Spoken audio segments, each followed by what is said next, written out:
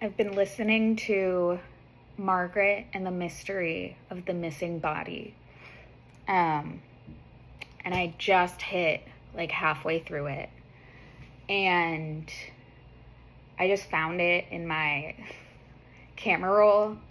I was looking for a new audiobook, and that I'll like take pictures of books at some point. So that was how I found it. I didn't look up anything into it beforehand, but the cover is interesting. And so far it's pretty good. I think that the story is interesting. I like teen, like young adult novel. I think that Margaret is a really interesting character. She's annoying, but she's like in middle and high school, and so like I think that's so good. I love annoying middle and high schoolers. I like that's just true. And so her character feels really real, and it like I understand her, and I appreciate her like kind of controlling demeanor and sort of obsessiveness and kind of eccentricities. And I like this sort of surrealist elements of like this kind of sort of the abnormal finding its way in, with like the brain, like these mysteries that are kind of beyond reality, that they're like saying they solve. And then I'm listening to it, so I feel like there was some kind of like shift in like that it's kind of began telling a new story, but like I feel like I didn't quite process that when I'm listening to it. So I feel like a visual would be easier to like understand how this shift kind of like happened.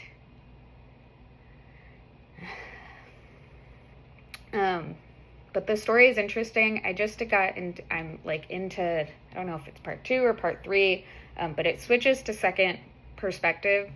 I don't love that. I just don't love that. I'm not a huge fan of it.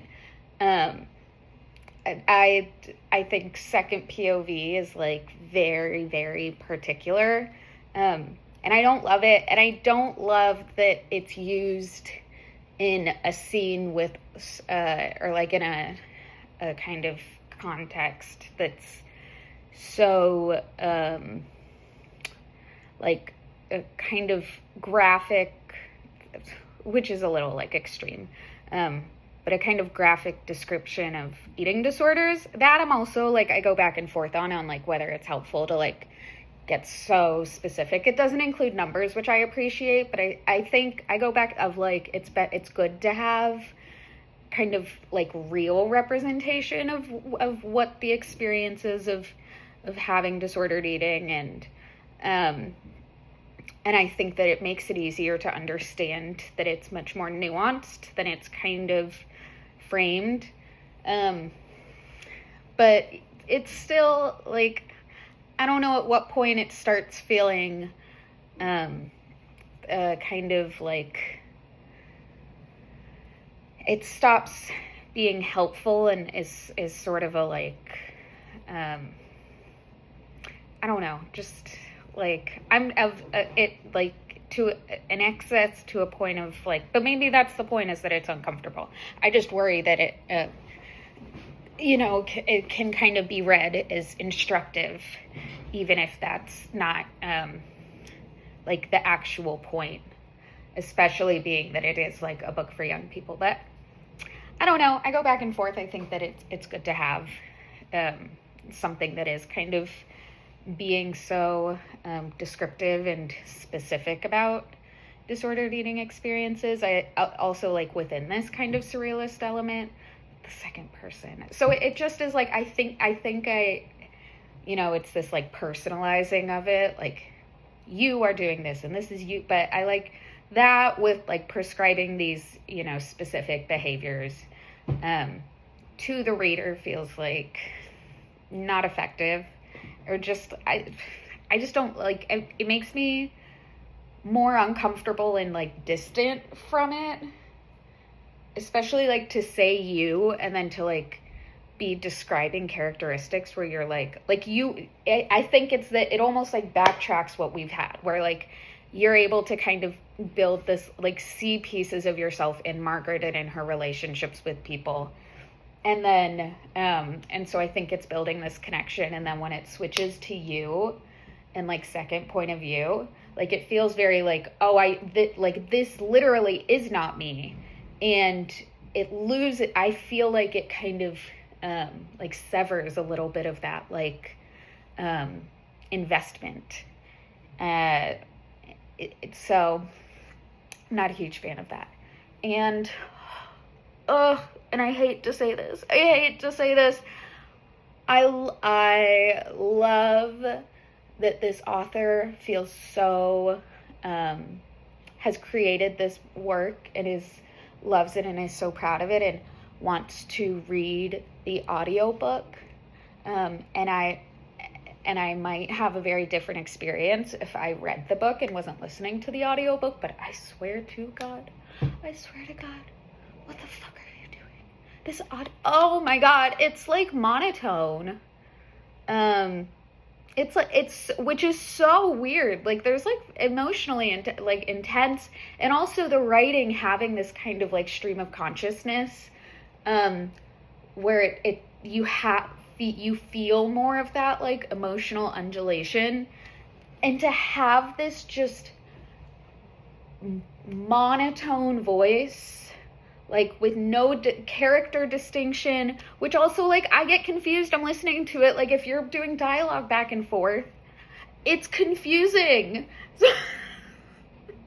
It's confusing if you do it in a monotone and there's no distinction of who is speaking, or like that something really intense is happening and it's just like it's so discordant. It's so disorienting. I'm like, I want like some inflection, like, something. I hate it. Like, and I continued listening because I do think that the story is really, really cool. But I every 3 minutes, I'm just so close to being like, I can't. It drives me crazy. Like, there are voice actors, you know, like for a reason. Like, let their talent and art, you know, kind of lend to the story you've created and make it an experience. God, like, this is like listening to the fucking grapes, like, of, like, like, what? Like, it feels like Ferris Bueller's Day Off, like the teacher, like lecture, like traditional, like call it like wah wah wah wah wah wah wah. Like what? Anyways, so I'll finish it. It's gonna drive me crazy for the rest of the book. It's gonna drive me nuts. It's gonna continue, and like. But I want to know what happens. The story is really good, and I have too many library books right now. I can't get more. I have more that keep showing up on hold that I forgot I put on hold. I can't get more. So I'm going to finish listening to it. The story is good. But hire voice actors.